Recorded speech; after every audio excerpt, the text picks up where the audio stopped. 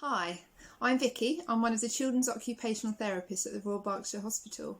We're going to spend some time exploring the senses in relation to the feeding experience and how this may impact on the types of food that your child is willing to eat and their experience at mealtimes. We will also talk about some strategies that you can use to help your child. So it's natural and healthy for us all to be tentative when we are faced with new foods, and for babies and children this is no different.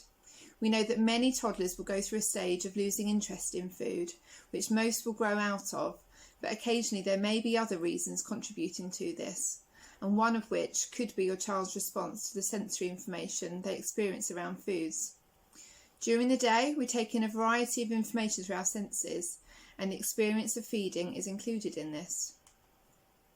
Okay, so let's introduce the senses that we will be talking about today in relation to the feeding experience.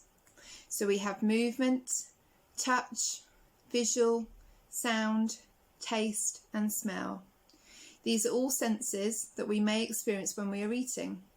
And if we're sensitive to how food looks or how it feels in our hands and mouth, then this may lead us to avoid eating certain foods and be selective about the types of food that we will eat.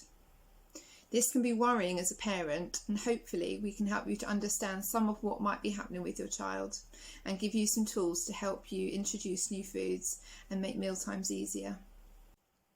Okay, so we're going to start at looking at movement. So what might you see? So we all fidget, and movement is really important for brain development.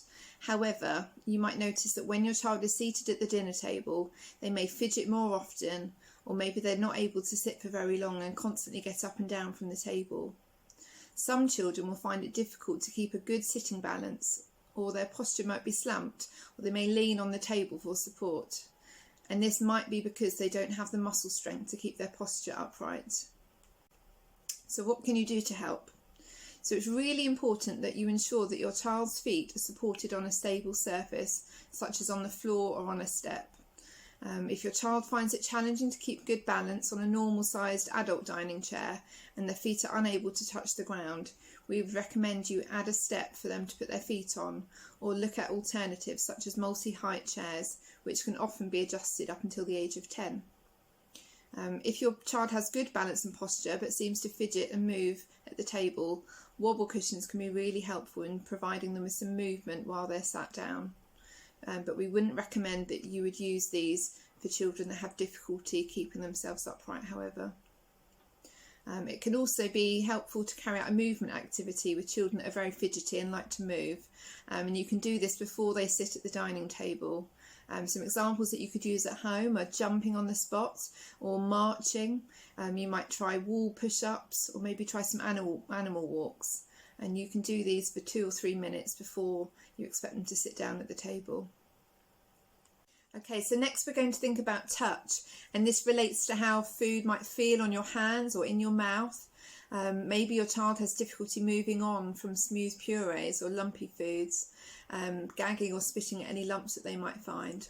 Or it may be that your child has always seemed to have a preference for dry, crunchy foods and refuses to eat any wet foods. You may have a child who is very sensitive to the feel of foods and refuses to touch it with their hands. Or they may dislike the feel of foods in their mouths, finding certain textures overwhelming or even describing it as being painful. Some children will experience the opposite and appear to be under-responsive to touch. For example, they might not be able to feel the food around or in their mouths, which can result in them overfilling. You may have noticed that your child prefers certain temperatures of food and drinks, for example, only taking drinks if they're cold or eating their food at a lukewarm temperature. Okay, so what can you do to help? So if your child tends to put too much in their mouth at once, try placing just a few pieces of food on their plate at one time, and then just add more once they've eaten those.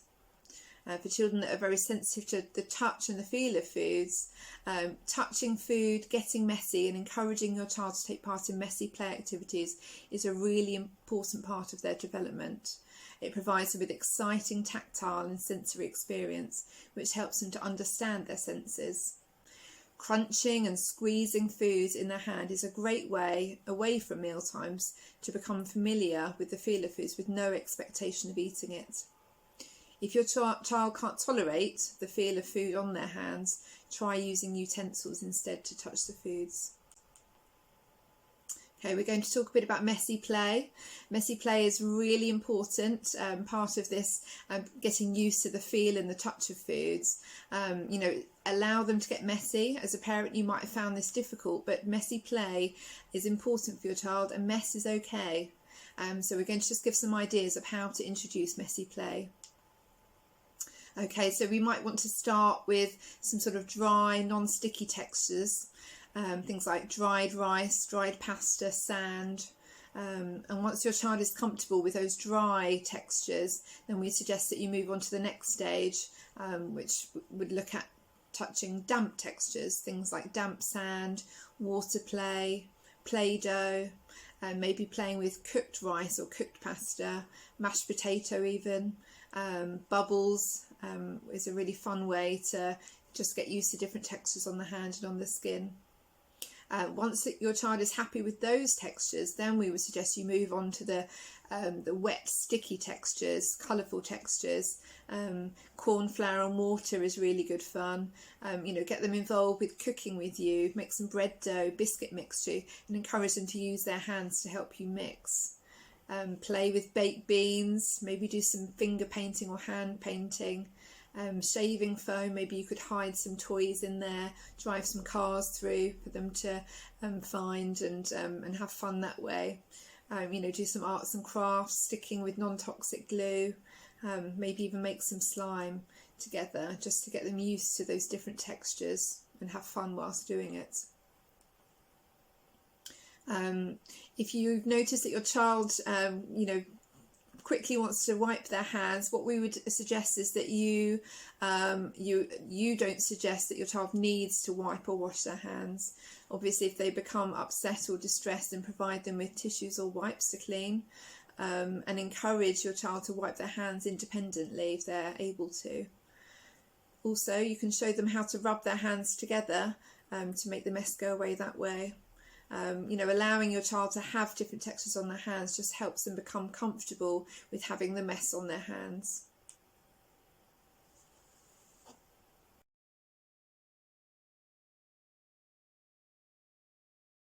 Right, so moving on to the visual aspect of food, thinking about what you might see for a child that struggles with this. They might struggle when the food is not the same shape. Maybe they become upset if their toast isn't the same colour. Maybe it's a bit darker brown, or maybe their potato chip has got a black mark on it. They might be upset if their biscuits are broken in half. Children can also be quite sensitive to packaging and know that the food item is not the same brand that they normally have. Okay, so what can you do to help? So using familiar foods, try and slightly change the features in front of your child. So if you're having some toast, maybe get some cookie cutters out and cut the toast into shapes in front of them so they can see you do it. You could slice foods in a different way to how you might normally do it. You can also vary foods, working on the similar foods that they like. So if they like potato waffles, offer them potato smileys. If they like chicken nuggets, try and offer them baked chicken. You can also put foods into unmarked containers and dispose of packaging as soon as possible after purchase if they are sensitive to brands of foods and are aware when you've changed foods. Okay, so next we're going to think about sound. You might have a child who is very sensitive to loud noises. Maybe they dislike the sound of others eating and chewing. You might also have a child who is easily distracted in busy environments or feels anxious when the environment is too loud. And this might impact on how relaxed they are or make it difficult for them to concentrate on eating. So what can you do to help?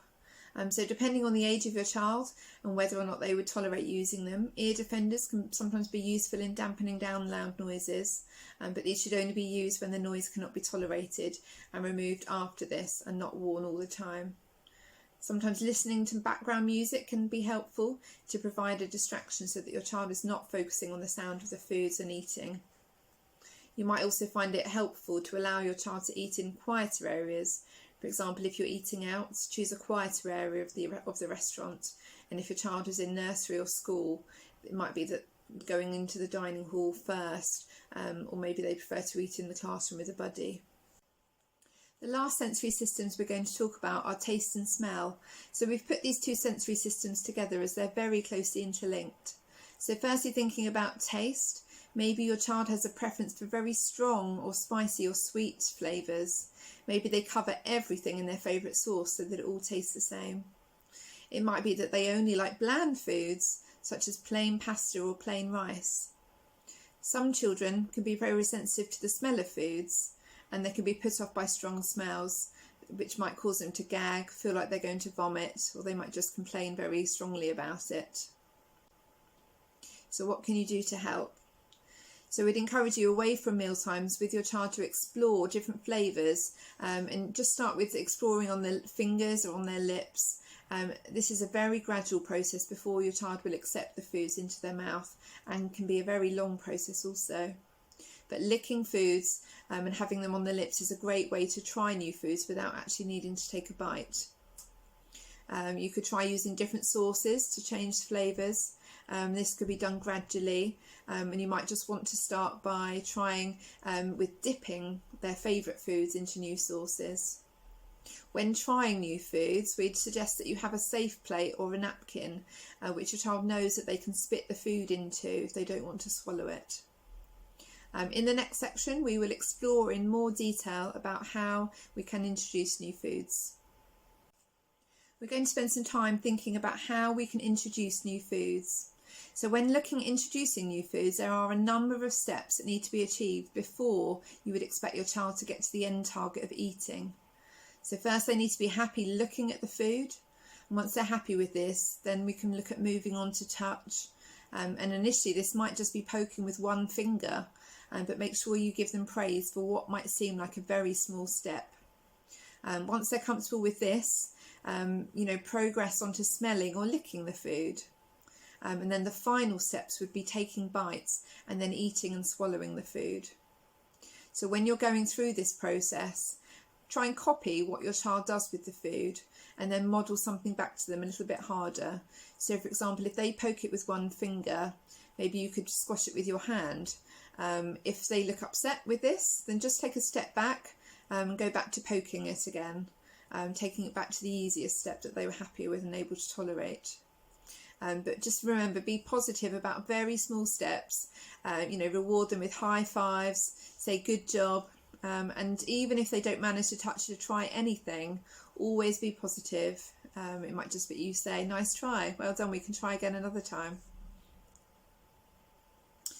So as you might be understanding, this is a very gradual process, which helps your child to become desensitized to the smell, the look and the feel of unfamiliar foods. So your goal should really be around your child being happy to play with and explore the new foods with no pressure to eat it. We would suggest that you offer the new foods on a daily basis to help your child desensitize to it. Each step for introducing foods will likely need to be spread out over a few days or even weeks, as they're unlikely to go through all the steps at the same time, but it will vary between foods. And just remember, it can take at least 20 times being exposed to a new food before your child is able to decide whether or not they like it. So don't be put off if they don't like the food to start with. Okay, so when is the best time to do this? So we would suggest that it's best to introduce new foods away from meal times, and it's really important to make it fun. Use positive words when talking about foods, as your child will pick up on any negative language. And just be aware of your own reactions to foods. So if you don't like a food, try not to show that to them. And if they reject the food, try not to react negatively. Just keep calm and keep the experience calm and relaxed for them. So we would suggest that you offer one new food at a time and try to offer new foods that are similar to the foods that they already like, as you're more likely to have success with this. So for example, if your child likes bread rolls, offer bagels, and you might follow this with croissants. If they like chicken nuggets, will they eat baked chicken? Or is it a certain brand pizza that they like? Will they try a different brand? Changes must be kept very small and make changes slowly, remembering that keeping calm if your child dislikes a food is very important. If your child is old enough to help decide, offer them a choice out of 2 foods that they would like to explore. At meal times, continue to offer the foods that they like. We call these their safe foods, and we would really encourage you not to try and hide any other foods in their safe foods, as they are really likely to notice any even small changes. It's really important that your child trusts you with the foods, otherwise they may limit their diet even further. We'd suggest that you avoid branded packaging and put foods into clear containers or boxes so that your child doesn't become dependent on eating a specific brand. And really, it's really important to think about having meals together as a family, where you can role model yourself exploring foods in various ways to demonstrate healthy food behaviours to your child and encourage them to do the same. Try also looking at pictures of foods in books and magazines. You can look at recipes together, choose things that you might want to cook, and this all helps your child increase their exposure to different types of foods. You might find that your child is more willing to try foods outside of the home, maybe in the car or on the train, maybe when you're going to the park. You can also try having indoor picnics in a different room to where you might normally have sit down for meals. And you might also find that they will try different foods at the grandparents' house or when they're at nursery. So to summarise, here are our 5 top tips for successfully introducing new foods. Number 1, be relaxed, be positive and make food fun. Number 2, feeding can be a messy business, so embrace the mess and just enjoy it. Number 3, keep safe foods safe. Try not to add or try and hide other foods into your child's safe foods because they will know. Number 4, don't give up. We know this can sometimes be a long process, but just keep going. And number 5, consistency. It's really important that you take the same approach and don't give up. So we hope that was helpful for you. There's also a printable guide for you to use which outlines some of the advice that we've given to you in this video.